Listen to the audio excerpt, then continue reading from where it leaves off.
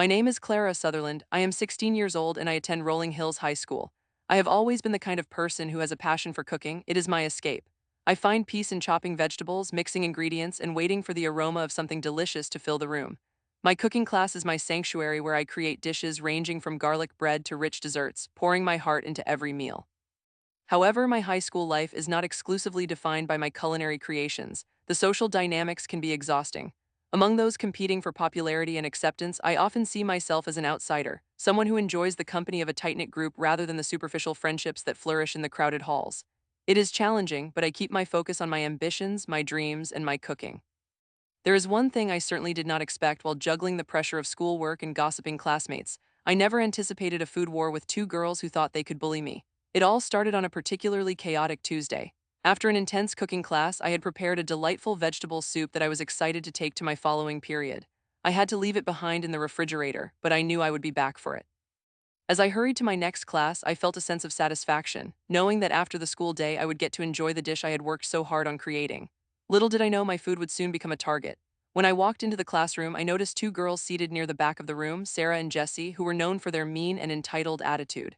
They were the kind of girls who thought they could take what they wanted without any consequences. The moment I walked in with my food, they began to eye my dish like hungry hawks. As I sat down, Sarah leaned over, narrowing her eyes with a smirk. She asked me where I got the food and who made it, repeating the questions as if it was some kind of interrogation. She already knew I was in the cooking class, she just enjoyed belittling me in front of her friends. I responded each time, clearly stating that I had made it myself, but they just laughed, dismissing my words as if they were from a joke book. It infuriated me, but I tried to refocus on my assignment, hoping they would lose interest. However, not long after, Sarah made her move. With no warning, she dashed toward my desk and grabbed my plate of soup, trying to walk away like she owned it. I was fuming as I grabbed her arm, demanding she return my food.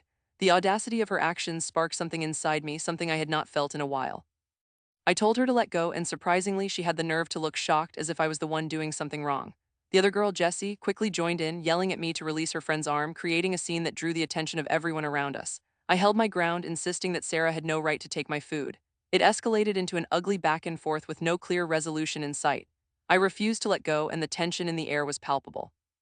Just as I thought I would outlast them, Sarah jerked her arm free and rushed back to her seat with the prize in hand. By the time I reached their table, it was too late. They had already opened my plate, slurping my soup as if it were an everyday snack. Anger surged through me and I could hardly contain myself. I told them to give it back, but they laughed again, shoving their phones in my face as they scrolled through social media like nothing was happening. That was it. It was as if a switch flipped in my mind. I snatched my plate back, but before I could act rationally, I ripped off the plastic and hurled the contents into the nearby trash bin. That would teach them. Just as they turned to scoff at me, I felt a burst of defiance. Without thinking twice, I stood tall and spit in each of their faces. The scene exploded from that moment. They erupted in outrage, hurling insults at me as I remained composed, returning to my seat as if nothing had happened. Honestly, I felt oddly satisfied. They were furious, and for once, I was the one who had taken charge of the situation. However, my victory was short-lived. They stormed off to the principal's office to report me while I remained calm, convinced they would be reprimanded for taking my food. Of course, when we all sat down with the principal, I realized that my feeling of victory was fleeting. Sarah and Jessie escaped with only a stern talking to about their behavior, while I faced a 2-day suspension for spitting on them and grabbing Sarah by the arm.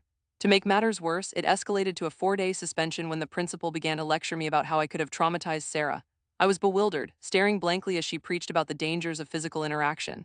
It felt absurd to sit there and listen to her while Sarah and Jessie wore smug expressions on their faces. In my anger, I couldn't help but question the principal's logic. If Sarah did not want to be traumatized by grabbing her arm, then why is she going around stealing things from others? Does she believe there will be no consequences? My voice dripped with sarcasm. The principal's face turned a deep shade of red, and she dismissed me with a wave of her hand. As my parents picked me up from school, I was seething, yet a part of me felt as if I had won. Sure, I had been suspended more than the other girls, but they could never take away the acknowledgement that I stood up for myself. I resolved then and there that I would not let this incident define me. Instead, as the days of my suspension drifted by, I began devising a plan. While my suspension stung, I would use it to my advantage. Once I returned to school, I would make sure that everyone knew who had made the best soup and how those girls had tried to take it from me. I intended to spill my story to anyone who would listen, showing the world how the kind of behavior Sarah and Jessie displayed was unacceptable, and I would emerge victorious from this ordeal no matter what it took. I found comfort in knowing the truth was on my side, and sometimes revenge was best served cold, just like the soup I had created. The finale of this story was far from over, and I was determined to take charge this time around.